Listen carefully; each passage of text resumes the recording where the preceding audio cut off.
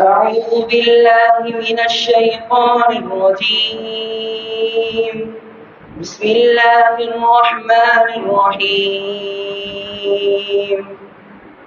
وإن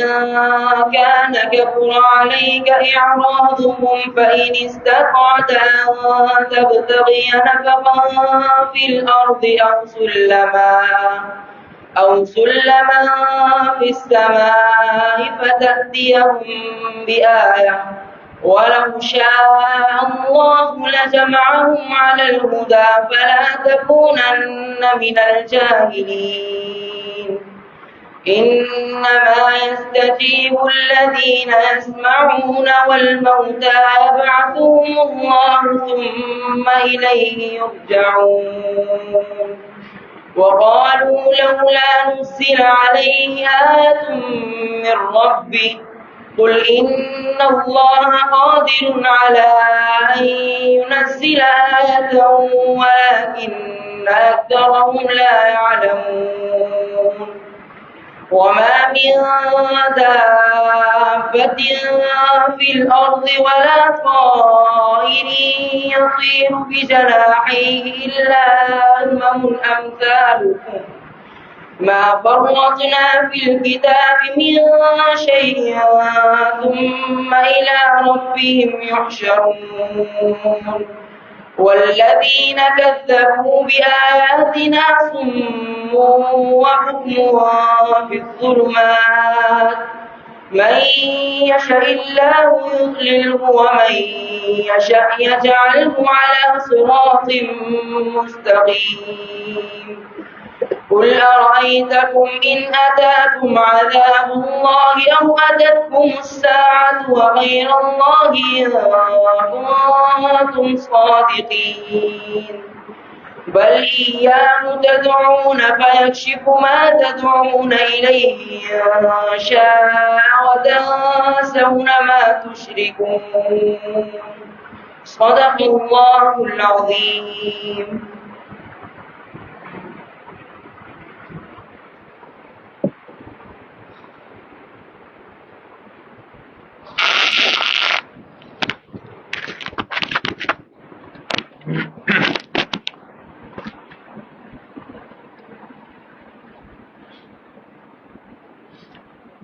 الحمد للہ وکفی وسلام علی عبادہ الذین اصطفی اما بعد. سورہ انعام کا یہ چوتھا رکوع ہے. اللہ رب العزت نے توحید رسالت کے موضوع پر گفتگو ارشاد فرمائی تھی اور اس موضوع پر کچھ نقلی اور عقلی دلائل کو ذکر فرمایا. توحید رسالت کے موضوع پر ذکر کرنے کے بعد قرآن کریم کا جو لوگ انکار کرتے ہیں ان کا ذکر فرمایا. پہلے وہ افراد جو توحید اور رسالت کا انکار کرتے ہیں ان کا ذکر کیا، پھر جو قرآن کریم کا انکار کرتے ہیں ان کا ذکر فرمایا، پھر وہ افراد کے جو موت کے بعد دوبارہ اٹھائے جانے کے عقیدے کا انکار کرتے ہیں ان کا ذکر فرمایا، اور پھر آخر کے اندر نبی علیہ الصلوۃ والسلام کو تسلی دے دی اور تسلی کی آیات کو نازل فرمایا. اور یہ بات اللہ کے محبوب صلی اللہ علیہ وسلم کو بتلا دی کہ اگر یہ لوگ آپ کا انکار کر رہے ہیں تو ایسا نہیں ہے کہ یہ لوگ آپ کو جھوٹا سمجھتے ہیں، بلکہ یہ لوگ حقیقتاً اللہ رب العزت کا انکار کر رہے ہیں، اور اللہ رب العزت کا انکار کرنے کا نتیجہ یہ ہے کہ وہ آپ کو بھی جھٹلا رہے ہیں. اب جب یہ بات ذکر کی تو ساتھ میں فرما دیا کہ آپ غمزدہ نہ ہوں، ان کے اس کفر پر، ان کے اس انکار پر آپ دل کو بوجھل نہ کریں اور غمزدہ نہ ہوں. اللہ رب العزت عنقریب ان تمام لوگوں سے نمٹ لے گا. جیسا کہ پچھلی قوموں نے اپنے اپنے رسولوں کا انکار کیا تو اللہ رب العزت کی جانب سے ان قوموں کے اوپر سزا آئی، بعین ہی اسی طریقے سے آپ کی قوم اگر آپ کا انکار کر رہی ہے تو آپ تسلی رکھیں، پریشان نہ ہوں. غم کرنے کی ضرورت نہیں ہے، اللہ رب العزت آپ کی اس قوم سے بھی نمٹ لے گا۔ وَلَقَدْ جَاءَكَ مِن نَّبَإِ الْمُرْسَلِينَ، آپ کے پاس تو پچھلے رسولوں کی خبریں آ چکی ہیں، آپ یہ بات اچھی طرح سے جانتے ہیں۔ مگر واقعہ یہ تھا کہ اللہ کے محبوب صلی اللہ علیہ وسلم کی دلی چاہت یہ نہ تھی کہ یہ کفار مکہ میرا انکار کر رہے ہیں تو اس کی وجہ سے ان پہ عذاب آ جائے، بلکہ اللہ کے محبوب صلی اللہ علیہ وسلم کے دل میں، سینے میں اپنی امت کا غم اتنا تھا کہ باوجود اس کے کہ امت کے افراد نبی علیہ السلام کا مذاق اڑا رہے ہیں، اللہ کے محبوب صلی اللہ علیہ وسلم کے صحابہ پر ظلم و ستم کی داستانیں انہوں نے قائم کر دی، ظلم ڈھانے کی، ان تمام چیزوں کے باوجود اللہ کے رسول صلی اللہ علیہ وسلم کی دلی چاہت یہ ہے، دلی تمنا یہ ہے کہ کسی نہ کسی طریقے سے یہ کفار اسلام لے آئیں۔ ایک داعی دین کے دل میں کتنا درد ہونا چاہیے امت کا، اللہ کے محبوب صلی اللہ علیہ وسلم کے اس واقعے سے پتہ چلتا ہے۔ پھر نبی علیہ الصلوۃ والسلام کی جب یہ چاہت تھی تو ایک موقع پہ بعض قریش کے سرداروں نے اللہ کے محبوب صلی اللہ علیہ وسلم سے ایک عجیب سی فرمائش کر دی، کہنے لگے کہ اچھا اگر یہ صفا پہاڑی جو ہے آپ اس کو سونے کا بنا دیں تو اس صورت میں ہم آپ پر ایمان لے آئیں گے۔ اب اللہ کے محبوب صلی اللہ علیہ وسلم کے ذہن میں یہ بات آئی کہ اگر یہ ایمان لے آئے تو یہ سردار ہیں قریش کے، یہ ایمان لے آئے تو ان کے جتنے اتباع کرنے والے ہیں، ان کے نیچے ماتحت جتنے افراد ہیں، سب کے سب اسلام لے آئیں گے۔ تو کاش کہ یہ صفا پہاڑ جو ہے وہ سونے کا بن جائے، اللہ یہ معجزہ مجھے عطا کر دیں۔ انہوں نے معجزہ مانگا تھا کہ جی چاند 2 ٹکڑے کر دو، اللہ نے وہ عطا کر دیا، اللہ نے قرآن کریم کی صورت میں معجزہ عطا کر دیا، تو سینکڑوں کی تعداد میں معجزے اللہ نے عطا کر دیے۔ اگر یہ معجزہ بھی عطا ہو جائے اور اللہ رب العزت اس صفا پہاڑی کو سونے کا بنا دیں تو یہ سارے کے سارے قریش ایمان لے آئیں گے، اس صورت میں تو یہ ہمارے لیے بڑی فیور کی بات ہوگی، بڑی اچھی بات ہوگی۔ اللہ رب العزت نے نبی علیہ الصلوۃ والسلام کو تنبیہ فرما دی کہ نہیں، ایسا نہیں ہو سکتا، انک لا تہدی من احببت، آپ جسے چاہیں کہ یہ ہدایت پہ آ جائے ایسا نہیں ہو سکتا، ولکن اللہ یہدی من یشاء، اللہ جسے چاہے گا ہدایت دینا اسی کو ہدایت ملے گی۔ آپ کے قبضہ قدرت میں ہدایت نہیں ہے، آپ کے ذمے تو اپنی تبلیغ کرنا ہے، آپ کے ذمے تو بات کو پہنچا دینا ہے، لہٰذا آپ اس چیز کی حرص نہ کریں۔ سوال یہ پیدا ہوتا ہے کہ جو منہ مانگا معجزہ طلب کیا گیا وہ منہ مانگا معجزہ عطا کیوں نہیں کیا گیا؟ مفسرین نے اس کی 3 وجوہات لکھی۔ پہلی وجہ تو یہ لکھی کہ اگر یہ صفا پہاڑی کو سونے کا بنا دیا جاتا تو پھر تمام کے تمام لوگ جو اسلام لانے والے ہوتے ان میں کھرے اور کھوٹے کا فیصلہ نہیں کیا جا سکتا تھا۔ کچھ لوگ تو اس لیے ایمان لے آتے کہ وہ اسلام کو، قرآن کریم کو، اللہ کے محبوب صلی اللہ علیہ وسلم کو حق اور سچ سمجھتے تھے، اس لیے ایمان لے آتے، اور بہت سارے لوگ ایسے بھی ہوتے کہ جو مال پیسے کی لالچ کے اندر اسلام کی جانب آتے۔ اللہ نے اسلام کی ابتدا کے اندر اتنا صاف اور واضح رکھا کہ اگر تم ایمان لے کے آؤ گے، احسب الناس ان یترکوا ان یقولوا آمنا وهم لا یفتنون، تم یہ سمجھتے ہو کہ اگر ہم ایمان لے آئیں گے اس کے بعد ہمارے اوپر آزمائشیں نہیں ہوں گی؟ ایسا نہیں ہو سکتا۔ اگر تم ایمان لے کے آئے تو تمہارے اوپر بھی آزمائشیں ہوں گی، جیسا کہ تم سے پچھلی قوموں کے اوپر زبردست قسم کی آزمائشیں لائی گئیں۔ چنانچہ صحابہ پر بڑی زبردست آزمائشیں آئیں۔ حضرت بلال رضی اللہ تعالیٰ عنہ کا واقعہ، حضرت خبیب رضی اللہ تعالیٰ عنہ کا واقعہ، حضرت سمیہ رضی اللہ تعالیٰ عنہ کا واقعہ، غزوہ احزاب کا واقعہ، غزوہ بدر کا واقعہ، اتنی زیادہ ان مسلمانوں کو آزمایا گیا کہ خود اللہ رب العزت کو کہنی پڑی یہ بات کہ ہنالک ابتلی المؤمنون، یہ وہ وقت تھا جب ایمان والوں کو آزمایا گیا، وزلزلوا زلزالا شدیدا، ان کو تو اچھے طریقے سے جھنجھوڑ دیا گیا۔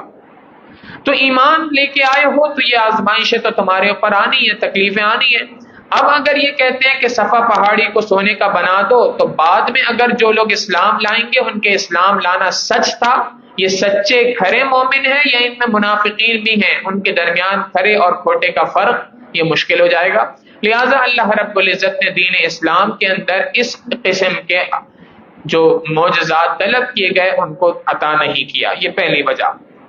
دوسری وجہ کہ اللہ رب العزت کی یہ سنت ہے کہ جب کوئی قوم کوئی معجزہ مانگتی ہے، منہ مانگا معجزہ طلب کیا جائے اور وہ معجزہ عطا کر دیا جائے، پھر بھی ایمان نہ لے کے آئے تو اللہ کی جانب سے عذاب کا فیصلہ ہو جاتا ہے۔ اور اللہ نے فیصلہ کر رکھا ہے کہ ابھی اس قوم کے اوپر عذاب نہیں آنا. وَلَوْ أَنزَلْنَا مَلَكًا لَقُضِيَ الْأَمْرُ ثُمَّ لَا يُنظَرُونَ.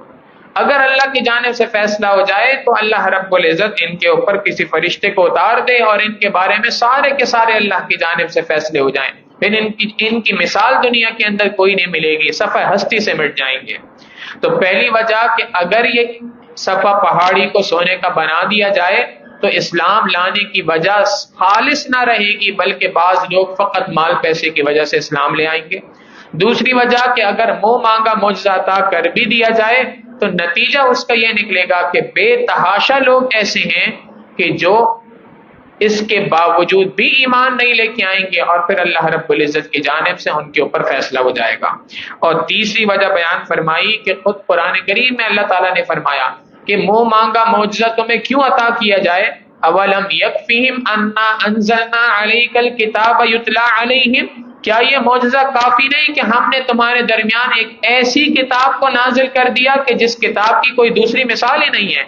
دنیا میں قرآن کریم سے بڑا معجزہ کوئی نہیں ہو سکتا. تمام پیغمبروں کے معجزات ایک پلڑے میں رکھ دیے جائیں اور قرآن کریم کا معجزہ ہونا ایک پلڑے میں رکھ دیا جائے تو یقیناً اس قرآن کریم کا معجزہ ہونا یہ یقیناً ان تمام معجزات کے مقابلے میں بھاری ہے، کیونکہ اس جیسی کوئی کتاب نہیں لے کے آ سکتا، اس کی جیسی کوئی ایک چھوٹی سی صورت بنا کے لے کے نہیں آ سکتا.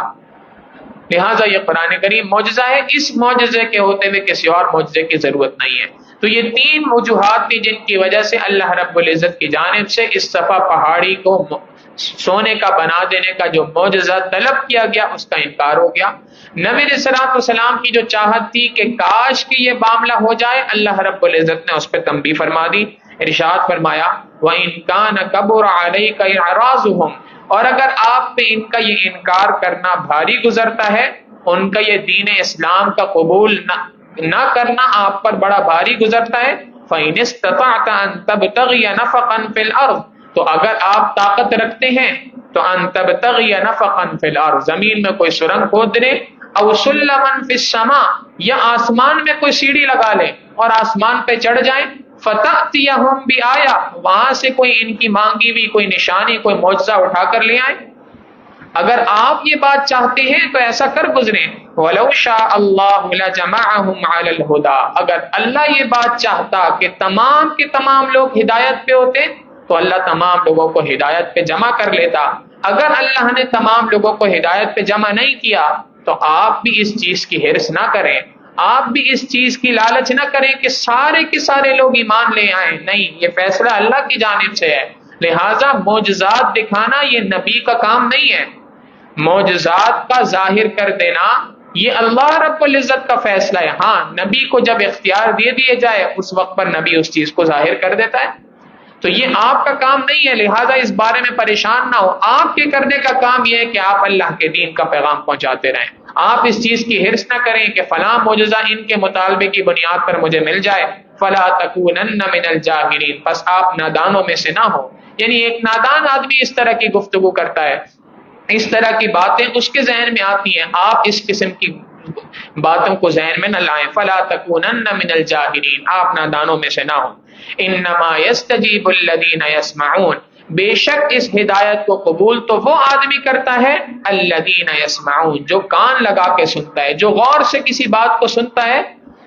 وہ بندہ ہدایت کو قبول کرتا ہے. جس کی سننے کی صلاحیت کو اللہ نے سلب کر لیا، اور یہ بات پہلے گزر چکی کہ اللہ نے ان کی سننے کی صلاحیت کو جو سلب کر لیا، ان کی دیکھنے کی ہدایت کو دیکھنے کی صلاحیت کو جو سلب کر لیا، اس کے پیچھے بنیادی وجہ یہی تھی کہ انہوں نے ضد ایسی کی، انہوں نے ایسی ہٹ درمی دکھائی، اللہ رب العزت کے دین کا مذاق اڑایا. نتیجہ یہ نکلا کہ اللہ نے ان کے دلوں پہ مہر لگا دی. لہذا فرما دیا انما یستجیب الذین یسمعون، بے شک اس ہدایت کو قبول تو وہ آدمی کرتا ہے الذین یسمعون، جو کہ کان لگا کے ہدایت کی باتوں کو سنتا ہے. والموتى یبعثهم اللہ، اور مردوں کو تو اللہ رب العزت زندہ کرے گا، اللہ رب العزت ان کو اٹھائے گا. ثم الیہ یرجعون، پھر تمام کے تمام لوگ اللہ کی جانب لوٹائے جائیں گے. جب اللہ کی جانب لوٹائے جائیں گے تو پھر اللہ رب العزت ان کے بارے میں فیصلہ فرما دے گا. یہاں سے ایک سبق اور بھی ہمیں ملتا ہے، اور وہ عقیدے کی بات ہے. اور وہ یہ ہے کہ جب اللہ رب العزت نے اپنے محبوب صلی اللہ علیہ وسلم کو تنبیہ فرما دی تو اس تنبیہ سے یہ بات بھی پتہ چل گئی کہ انبیاء علیہم السلام قادر مطلق نہیں ہوتے، یعنی ان کے اختیار میں تمام کے تمام کام نہیں ہوتے۔ قادر مطلق فقط اللہ رب العزت کی ذات ہے۔ جو دنیا میں بعض لوگوں کو دھوکہ لگتا ہے کہ شاید جیسے اللہ رب العزت قادر مطلق ہیں ایسے ہی انبیاء علیہم السلام بھی قادر مطلق ہیں، اللہ کا کوئی ولی جو ہے وہ بھی قادر مطلق ہے، وہ بھی تمام کے تمام اختیارات کا مالک ہے۔ اللہ رب العزت نے فرما دیا نہیں، اللہ کے رسول صلی اللہ علیہ وسلم تو کسی معجزے کو اپنی مرضی سے دکھانے کے قادر نہیں ہے، اس معجزے کو اپنی مرضی سے دکھانے کے اوپر قادر نہیں، یہ تمام کی تمام چیزوں کے اوپر قادر مطلق ذات فقط اللہ رب العزت کی ہے۔ لہٰذا یہ ساری باتیں تو تھیں ان تمام افراد کے لیے جو موت کا انکار کرتے ہیں اور موت کے بعد دوبارہ اٹھائے جانے کا انکار کرتے ہیں، ان کے اوپر یہ ساری گفتگو تھی۔ درمیان میں نبی صلی اللہ علیہ وسلم کو تسلی دی گئی اور اب آگے اس کی مزید تاکید کے لیے ارشاد فرمایا کہ تم اس بات پہ حیران ہوتے ہو کہ مرنے کے بعد دوبارہ کیسے اٹھائے جائیں گے، تمہیں اپنے بارے میں فکر ہے، ہم تو یہ بات بتلاتے ہیں کہ ہم نہ صرف یہ کہ تمہیں جمع کریں گے بلکہ تمہارے مقابلے میں اس دنیا میں 4 پاؤں والے جتنے جانور ہیں، چوپائے ہیں، ہواؤں میں اڑنے والے پرندے ہیں، سمندر میں تیرنے والی مچھلیاں ہیں، تمام کی تمام مخلوقات جو تمہارے مقابلے میں کئی 100 گنا زیادہ ہیں، ہم ان تمام کی تمام مخلوقات کو بھی کل قیامت کے دن اٹھائے جانے پر قادر ہیں۔ ہم ان سب کے سب کو کل قیامت کے دن جمع کریں گے۔ اور حدیث مبارکہ میں اس کا مضمون آتا ہے، شیخین کی روایت ہے، بخاری شریف کی، مسلم شریف کی روایت ہے، اللہ کے محبوب صلی اللہ علیہ وسلم فرماتے ہیں، حضرت ابو ہریرہ رضی اللہ تعالیٰ عنہ فرماتے ہیں، نبی علیہ الصلوۃ والسلام نے بتایا کہ کل قیامت کے دن اللہ رب العزت تمام کی تمام مخلوقات کو زندہ کرے گا، اور جس کسی مخلوق نے کسی دوسرے کے اوپر ظلم کیا ہوگا اس ظلم کا بدلہ دیا جائے گا، حتیٰ کہ اگر ایک سینگ والی بکری نے کسی بغیر سینگ والی بکری کو سینگ مارا تھا، کل قیامت کے دن دونوں کو زندہ کیا جائے گا، اور سینگ والی بکری نے جو سینگ مارا تھا اس کے مقابلے میں اس بغیر سینگ والی بکری سے کہا جائے گا کہ آج کے دن تم اپنا بدلہ لے لو۔ جب وہ اپنا بدلہ لے لیں گے، بدلہ ہو جائے گا، اب اس کے بعد اللہ رب العزت ان کو حکم دیں گے تم سب کے سب خاک ہو جاؤ، مر جاؤ، فنا ہو جاؤ، وہ سب کے سب فنا ہو جائیں گے۔ اس وقت پر جب کافر یہ دیکھیں گے کہ یہ سارے کے سارے جانور تو فنا ہو گئے، ختم ہو گئے ہمیشہ کے لیے، اس دن وہ بھی حسرت کریں گے، یا لیتنی کنت ترابا، ہائے کاش ہم بھی مٹی ہو جاتے جیسے یہ جانور ہو چکے ہیں۔ تو اس دن کوئی مٹی نہیں ہوگا۔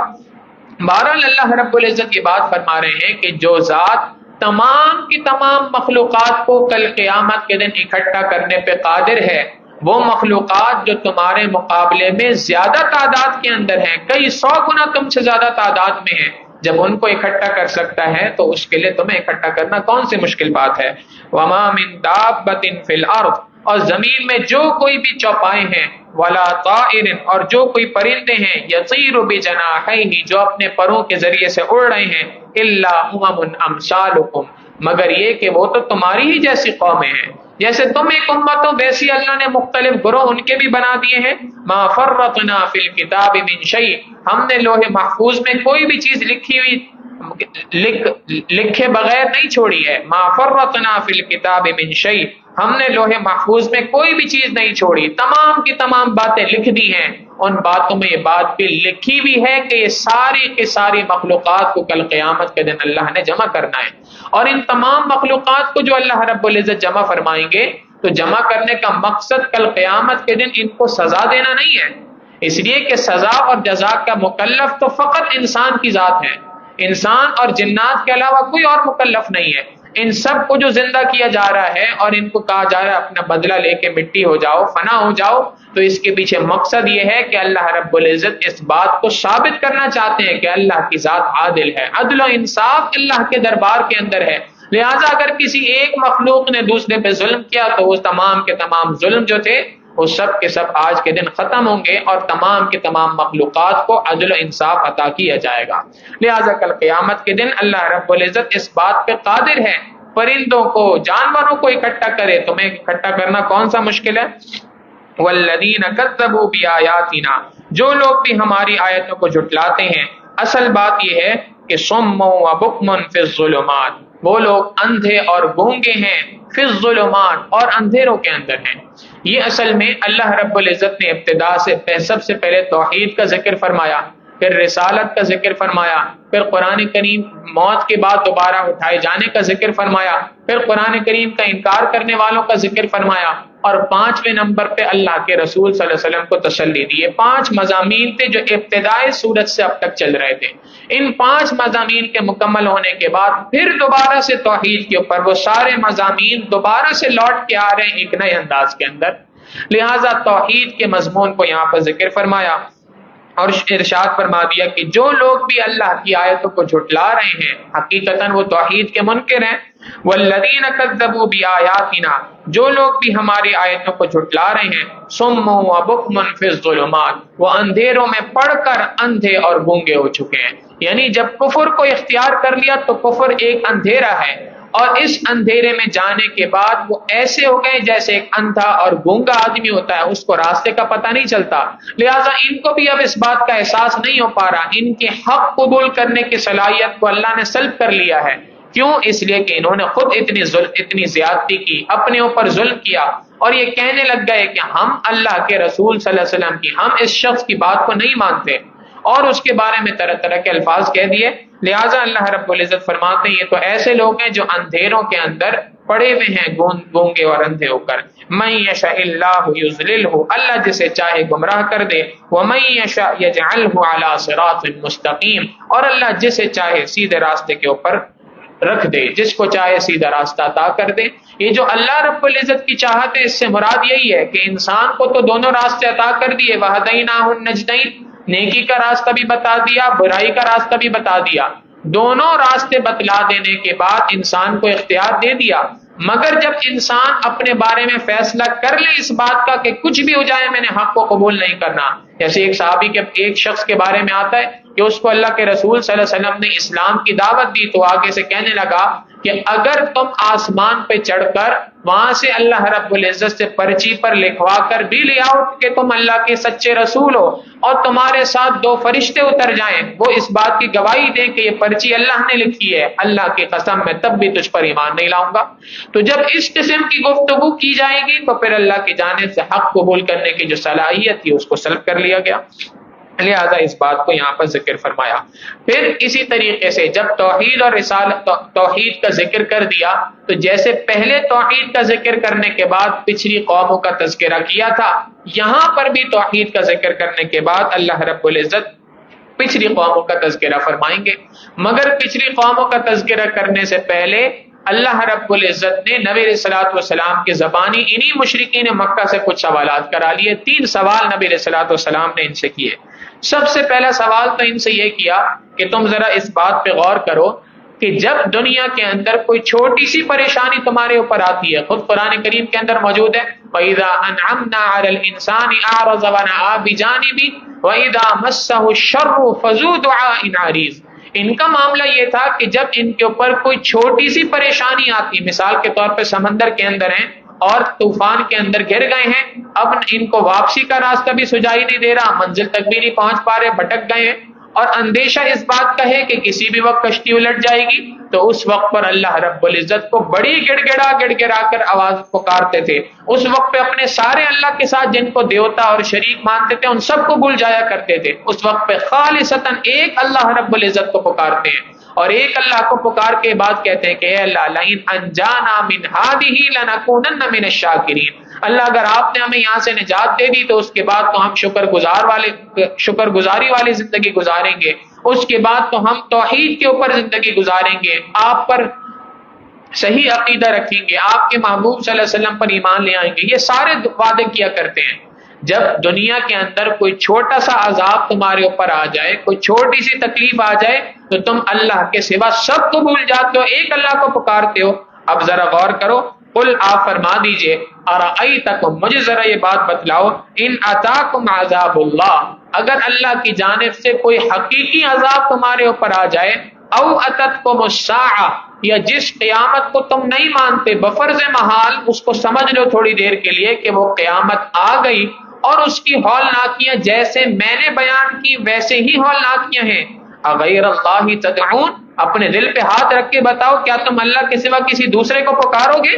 دنیا میں چھوٹی سی تمہارے اوپر پریشانی آ جائے، تم سارے اپنے معبودوں کو بھول کر ایک اللہ کو پکارتے ہو۔ اتنی بڑی آفت جب تمہارے اوپر آئے گی تو کیا تم اللہ کے سوا کسی کو پکارو گے؟ ان کنتم صادقین، اگر تم واقعی اپنے دعوے میں سچے ہو اور حق کو سمجھنا چاہتے ہو تو ذرا اس بات کا جواب دے دو، بل ایاہ تدعون، تم تو جواب نہیں دو گے، میں ہی جواب دے دیتا ہوں کہ بل ایاہ تدعون، تم خالص ایک اللہ رب العزت کو اس وقت پر پکارو گے، فیکشف ما تدعون الیہ ان شاء، اور اگر اللہ چاہے گا تو تم سے اس پریشانی کو دور کر دے گا، وتنسون ما تشرکون، اور جس وقت پہ تم اللہ کو پکار رہے ہو تو اس پریشانی کے عالم میں تو اللہ کے ساتھ جن دیوتاؤں کو، جن بتوں کو شریک کر رہے ہوتے ہو ان سب کو بھول جاتے ہو۔ یہ کیسی ناانصافی ہے؟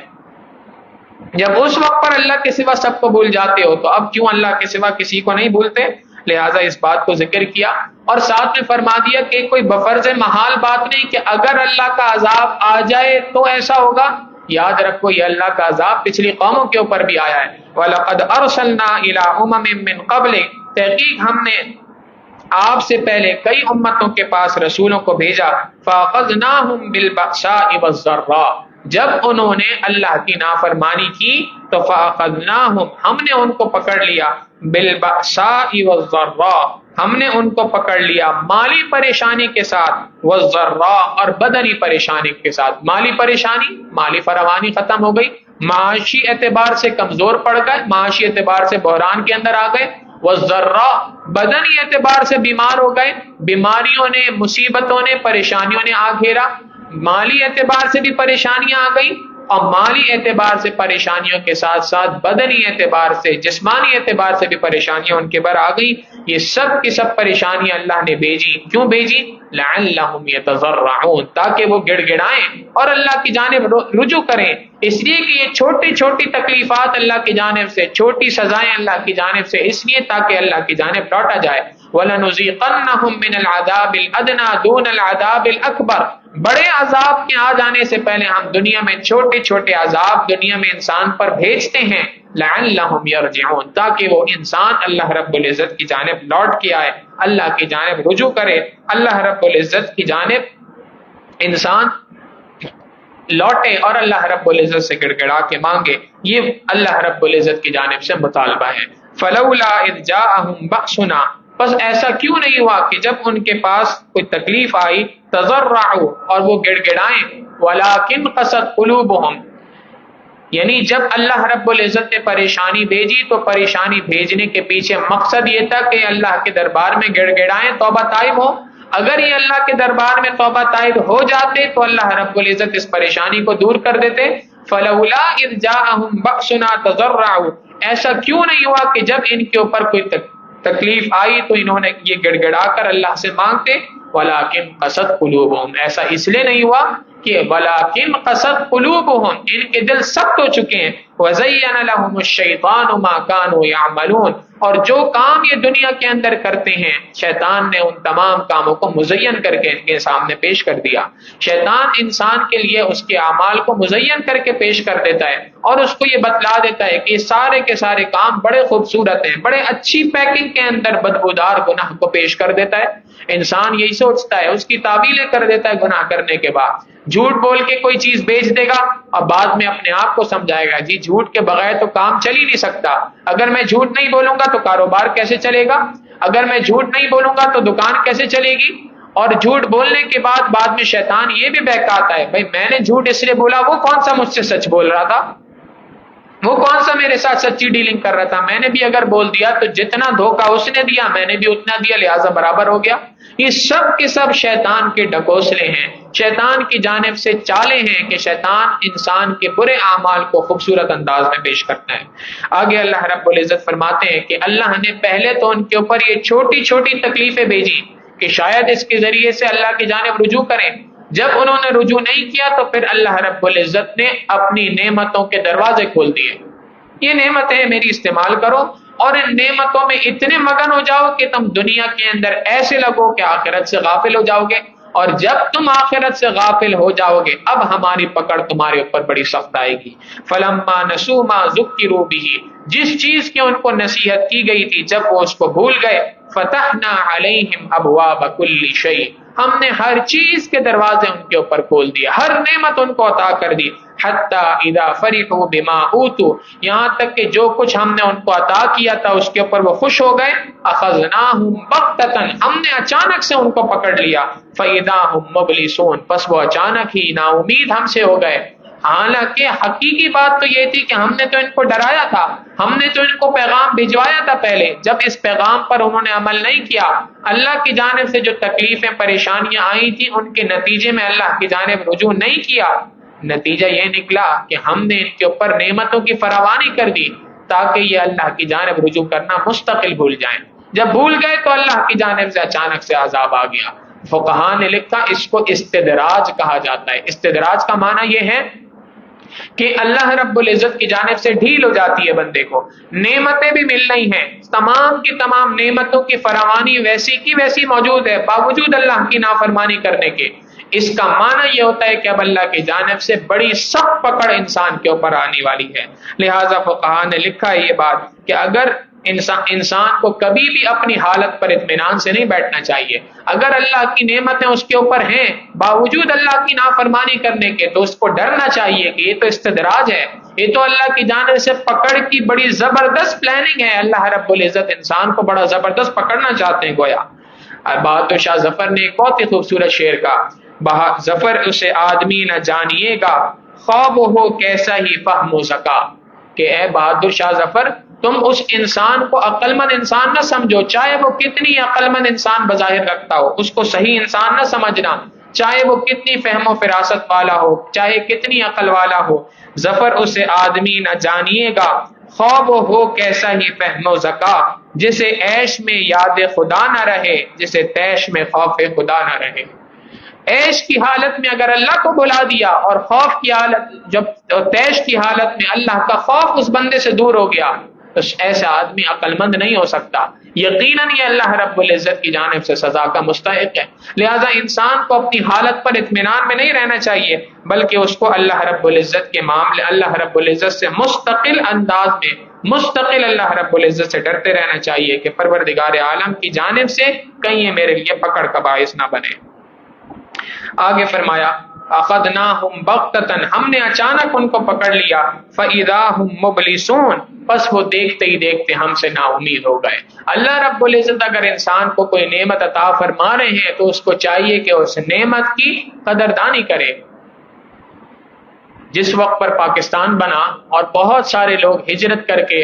ہندوستان سے پاکستان تشریف لائے، وہاں سے ہجرت کی، تو ہجرت کر کے جب یہاں آئے تو مقصد تو فقط ایک ہی تھا، پاکستان بنانے کا مقصد بھی یہی تھا کہ پاکستان کا مطلب کیا، لا الہ الا اللہ۔ اسی مقصد کے تحت بڑوں نے قربانیاں دی اور قربانیاں دے کے اپنی پوری کی پوری نسلوں کو مٹا دیا، خون بہا دیا، خون کے ذریعے سے اس پاکستان کے نقشے کو سینچا اور اس کی پوری کی پوری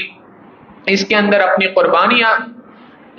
اپنی اور اپنے گھر والوں کی قربانیوں کی تاریخ رقم کی، اور اس کے ساتھ ہجرت کر کے یہاں پہ آئے۔ تو مقصد تو یہ تھا کہ یہاں پر آ کر اسلام کے نظام کو نافذ کریں گے، مقصد تو یہ تھا کہ یہاں پہ آ کے شریعت کے نظام کو نافذ کریں گے، مگر جب وہی افراد جو وہاں سے ہجرت کر کے یہاں پہ آ گئے اور ایک اللہ والے نے ان کا حال دیکھا کہ یہ وہاں سے یہاں پر ہجرت کر کے آ گئے مگر ان کا کوئی طور طریقہ نہیں بدلا، ان کو تو چاہیے تھا کہ اب مکمل 100% دین کے اوپر عمل کریں، اور یہ دین کے اوپر عمل نہیں کر رہے اب بھی۔ تو انہوں نے ایک شعر کہا، کہنے لگے زمیں بدلی زماں بدلا، مکی بدلے مکاں بدلا،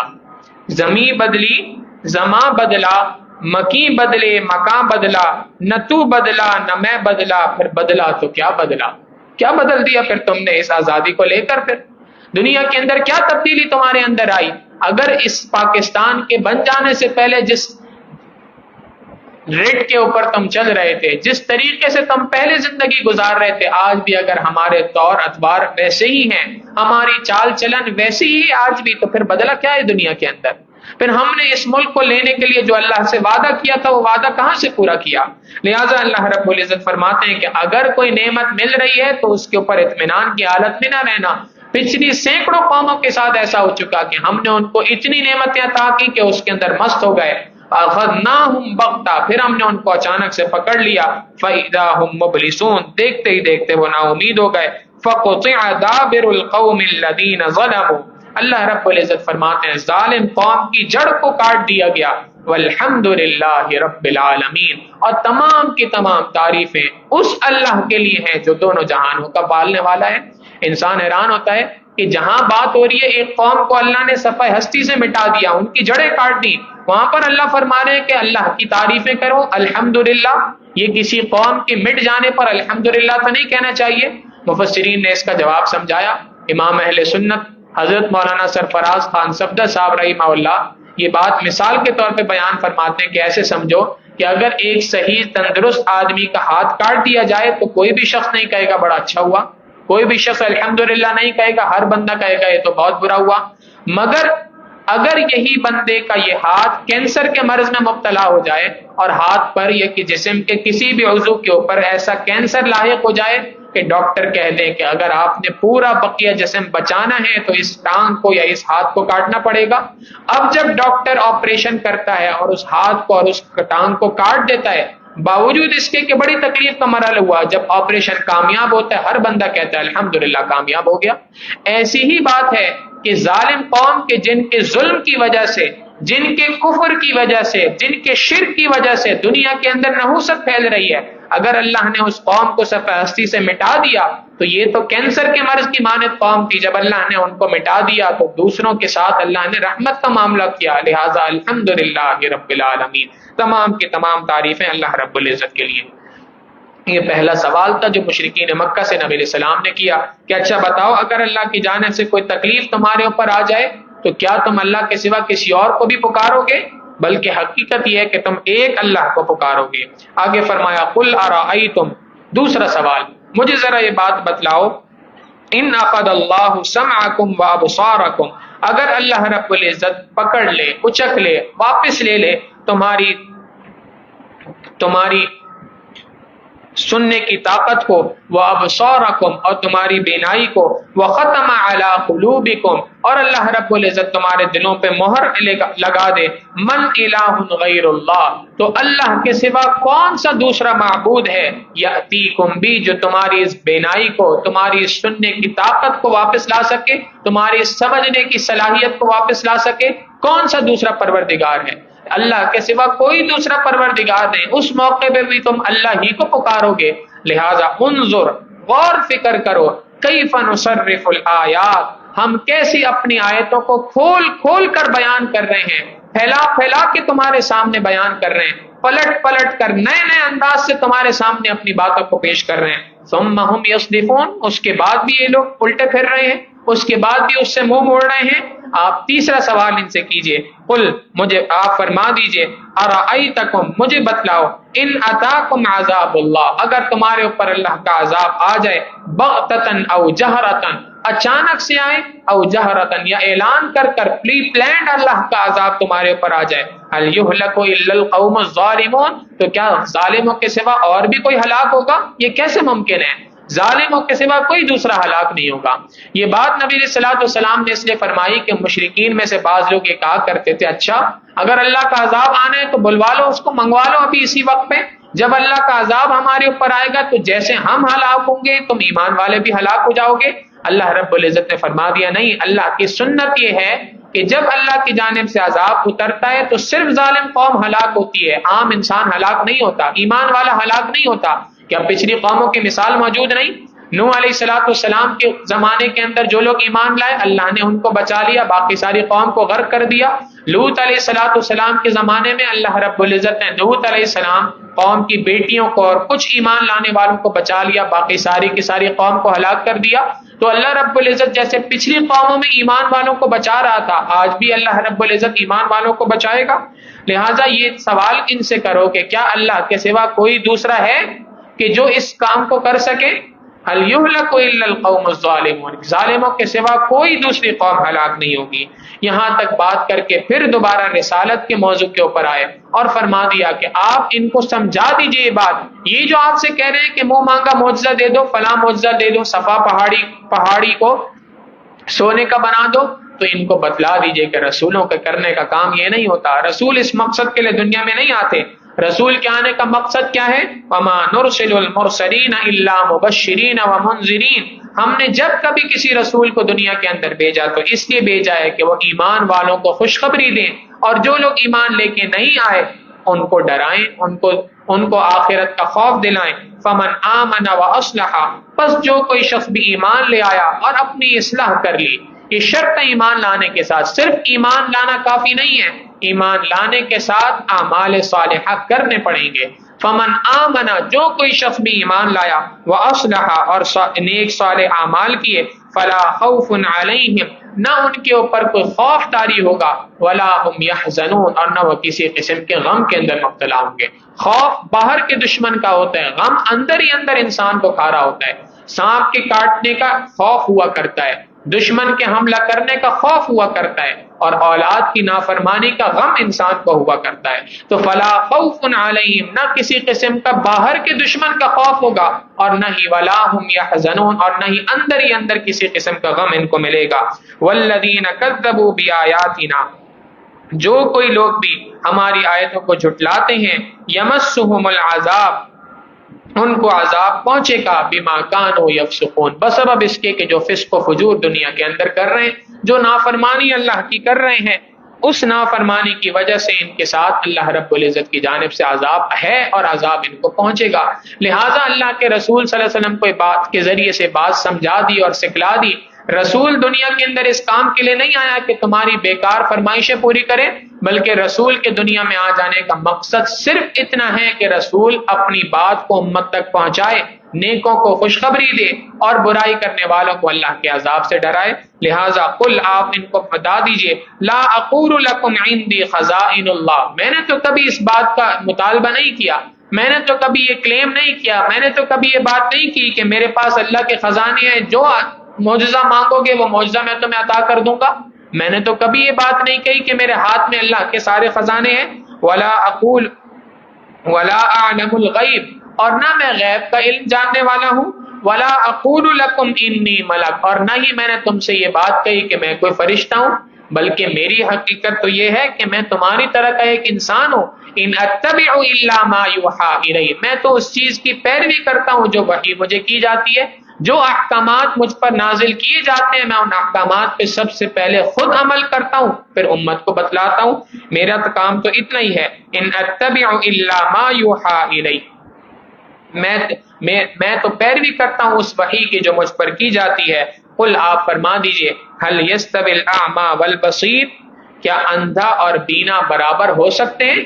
ایک اندھا آدمی اور ایک بینا آدمی، کیا یہ دو افراد برابر ہو سکتے ہیں؟ ہرگز برابر نہیں ہو سکتے۔ ایسے ہی ایک شخص ایمان والا ہو اور ایک شخص کافر ہو، ایمان والے کی مثال بینا آدمی کی ہے اور کافر کی مثال نابینا کی سی ہے۔ جیسے بینا اور نابینا برابر نہیں ہو سکتے، ایسے مومن اور کافر برابر نہیں ہو سکتے۔ افلا تتفکرون، کیا یہ اس بات کے اندر غور و فکر نہیں کرتے؟ لہٰذا ان کو غور و فکر کرنے کا حکم دے دیا کہ اب بھی اگر تم نابینا ہونے کا مظاہرہ کرو گے تو اس صورت کے اندر اللہ رب العزت ہدایت کی نعمت تمہیں عطا نہیں کریں گے۔ لہٰذا اللہ رب العزت کے محبوب صلی اللہ علیہ وسلم کو یہ بات فرما دی کہ اے میرے محبوب صلی اللہ علیہ وسلم، اب بھی اگر یہ نابینا ہونے کا مظاہرہ کر رہے ہیں، اب بھی اگر یہ ہدایت کو قبول نہیں کر رہے، تو آپ ان سے ایک طرف ہو جائیے، آپ ان کی فکر نہ کیجیے، بلکہ ان کی فکر کیجیے جو ایمان لانے کے بعد ایمان کے مطالبوں کو پورا کرنے کے لیے صبح شام تیار ہیں۔ لہٰذا وَأَنذِرْ بِهِ الَّذِينَ يَخَافُونَ أَن يُحْشَرُوا إِلَىٰ رَبِّهِمْ، جو لوگ اس بات سے ڈرتے ہیں، یعنی جن کے دلوں کے اندر یہ خوف موجود ہے کہ يُحْشَرُوا إِلَىٰ رَبِّهِمْ، کہ ان کو ان کے پروردگار کے ہاں جمع کیا جائے گا، آپ ان لوگوں کو ڈرائیے، ان کو چھوڑ دیجئے۔ لَيْسَ لَهُم مِّن دُونِهِ وَلِيٌّ، اس لیے کہ کل قیامت کے دن اللہ کے دربار میں ایک انسان کا اللہ کو چھوڑ کر کوئی کارساز نہیں ہوگا، کوئی دوست نہیں ہوگا۔ وَلَا شَفِيعٌ، اور نہ اللہ کے دربار میں کوئی سفارشی ہوگا۔ لَعَلَّهُمْ يَتَّقُونَ، آپ ان کو ڈرائیے تاکہ تقوی اختیار کریں، تاکہ گناہوں سے بچنے والی زندگی گزاریں۔ چونکہ انسان جب کسی ڈرانے والے کے ڈرانے سے حق کو قبول نہیں کر رہا اور ڈر نہیں رہا، تو اس کی بنیاد عام طور پہ یہی ہوا کرتی ہے کہ وہ اس کے پیچھے کوئی بہت اسٹرانگ کوئی ریلیشن شپ ہوتا ہے، یا تو اس کے پیچھے کوئی دوست اس کا ایسا ہوتا ہے کہ جو اس کو بچانے کی نیت کر لیتا ہے، ارادہ کر لیتا ہے، یا اس کا کوئی سفارشی ہوا کرتا ہے۔ تو اس وجہ سے اللہ رب العزت نے فرمایا دنیا میں بھی یہی دستور ہے کہ ایک انسان جو ایک عام شریف آدمی ہے وہ قانون کو فالو کرتا ہے، قانون توڑتا نہیں ہے. اگر کہیں قانون توڑنے کی بات آ جائے تو وہیں پہ ڈرنے لگ جاتا ہے، یار میں کسی نئی مصیبت میں مبتلا ہو جاؤں گا. اور ایک اور آدمی ہے جو دھڑلے سے قانون توڑ رہا ہے، اس سے پوچھا جائے بھائی آپ کیوں قانون توڑ رہے ہیں، تو آگے سے کہتا ہے آپ کو پتہ نہیں ہے میں کون ہوں، میرے تعلقات کہاں کہاں تک ہیں آپ کو نہیں پتا. تو انسان اگر قانون سے ڈرتا نہیں ہے تو نہ ڈرنے کی وجہ اس کا کوئی نہ کوئی مضبوط تعلق پیچھے ہوتا ہے جس کی بنیاد پہ وہ قانون سے نہیں ڈرتا. لہٰذا اللہ رب العزت فرماتے ہیں کہ آپ ان لوگوں کو ڈرائیں جو اس بات پہ یقین رکھتے ہیں کہ کل قیامت کے دن اللہ کے دربار میں کوئی سفارشی نہیں ہوگا، اللہ کے دربار میں کوئی میرا دوست نہیں ہوگا، اس دربار کے اندر کوئی میرا ساتھ دینے والا نہیں ہوگا. جب یہ یقین دل کے اندر بیٹھا ہوگا اب وہ اللہ کے سامنے پیش ہونے سے خود بخود ڈریں گے، اور جب ڈریں گے تو آپ کا ڈرانا ان کے لیے فائدہ مند ہوگا، اور آپ کے ڈرانے سے، آپ کے خبردار کرنے سے وہ ایمان کی نعمت سے سرفراز ہو جائیں گے اور ایمان کی نعمت کو حاصل کر لیں گے. نبی علیہ الصلوۃ والسلام نے ایک حدیث مبارکہ بیان فرمائی، اور وہ حدیث مبارکہ اس تمام کی تمام مضمون کے پیرائے کے اندر ہے. ارشاد فرمایا کہ جب اللہ رب العزت کسی قوم کو باقی رکھنا چاہتے ہیں، جب اللہ رب العزت کسی قوم کو باقی رکھنا چاہتے ہیں اور اس کو آگے ترقی عطا کرنا چاہتے ہیں تو اللہ رب العزت ان میں دو کاموں کو رائج فرما دیتے ہیں. ایک تو یہ کہ وہ قوم کے اعتدال اور میانہ روی کی صفت کو اپنے اندر اپنا لیا کرتی ہے. جب اللہ تعالیٰ کسی قوم کو آباد رکھنا چاہتے ہیں تو اس قوم کے اندر میانہ روی یعنی عدل کی، میانہ روی کی، انصاف کی صفت کو پیدا فرما دیتے ہیں. اور دوسری بات عفت اور عصمت اللہ رب العزت انہیں عطا فرما دیتے ہیں، یعنی چیزوں کا حق کے خلاف استعمال، ناجائز استعمال وہ نہیں کرتے. اللہ رب العزت اگر کسی قوم کے ساتھ کو آباد کرنا چاہیں، باقی رکھنا چاہیں تو ان میں دو صفات پیدا فرما دیتے ہیں. پہلی صفت کہ اللہ رب العزت اس قوم کو میانہ روی عطا فرما دیتے ہیں، اور دوسری صفت کہ اللہ رب العزت ان کو عفت اور عصمت عطا فرما دیتے ہیں، ناجائز چیزوں کا استعمال نہیں کرتے. اور دوسری بات فرمائی کہ جب اللہ رب العزت کسی قوم کو ہلاک کرنے کا ارادہ فرما دیتے ہیں تو اللہ رب العزت ان پر خیانت کے دروازوں کو کھول دیا کرتے ہیں. جب کسی قوم کو اللہ رب العزت ہلاک کرنے کا ارادہ فرما دے تو اللہ رب العزت اس قوم کے اوپر خیانت کے دروازوں کو کھول دیا کرتے ہیں. ہمیں اور آپ کو اپنے گریبانوں میں جھانکنے کی ضرورت ہے کہ ہم من حیث القوم اگر خیانت کے جرم کے اندر مبتلا ہیں تو کہیں ایسا تو نہیں کہ اللہ رب العزت کی جانب سے ہماری ہلاکت کا فیصلہ ہو چکا ہو، حالات اسی طرف ہمیں لے جا رہے ہیں. یہ کسی حکمران کی وجہ سے ہمارے حالات ایسے نہیں، کسی فوج کے فیصلے کی وجہ سے نہیں، کسی عالمی کسی اسٹیبلشمنٹ کی وجہ سے ہمارے حالات خراب نہیں ہیں، بلکہ ہمارے حالات ہماری ہی بدعمالی کی بنیاد کے اوپر خراب ہیں، ہماری ہی نافرمانیوں کی بنیاد کے اوپر ہمارے حالات خراب ہیں. لہٰذا ضرورت اس بات کی ہے کہ ہم اگر اپنے حالات کو صحیح کرنا چاہتے ہیں اپنے آپ کو ٹھیک کرنا پڑے گا. ان اللہ لا یغیر ما بقوم حتی یغیروا ما بانفسہم. اللہ رب العزت کسی قوم کے حالات کو اس وقت تک نہیں تبدیل فرماتا جب تک کہ وہ قوم اپنے حالات کو خود تبدیل کرنے کا ارادہ نہ کر لے. اپنے 6 فٹ کے جشن پہ اسلام لانے کا ارادہ نہ کر لے تو ملک کے اوپر اسلام کیسے بلا نافذ ہو سکتا ہے. اللہ رب العزت سے دعا ہے کہ پروردگار عالم ہمیں خیانت جیسے جرم سے محفوظ فرمائے اور ہمیں اللہ رب العزت ہلاک ہونے سے محفوظ فرمائے. اللہ رب العزت من حیث القوم ہماری اصلاح فرمائے، عوام کی بھی اصلاح فرمائے، حکمرانوں کی بھی اصلاح فرمائے. وآخر دعوانا ان الحمد للہ رب العالمین. سبحان ربی الوہاب. اللہم صلی علی سیدنا محمد وعلی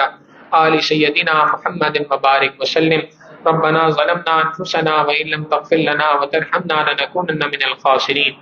عثمان صاحب کی والدہ علیل میں دعا فرمائے اللہ تعالیٰ انہیں اور دیگر تمام بیماروں کو شفائے کاملہ عاجلہ مستمرہ دائمہ نصیب فرمائے. وصلی اللہ تعالی علی حبیبہ سیدنا محمد وآلہ واصحابہ اجمعین برحمتک یا ارحم الراحمین.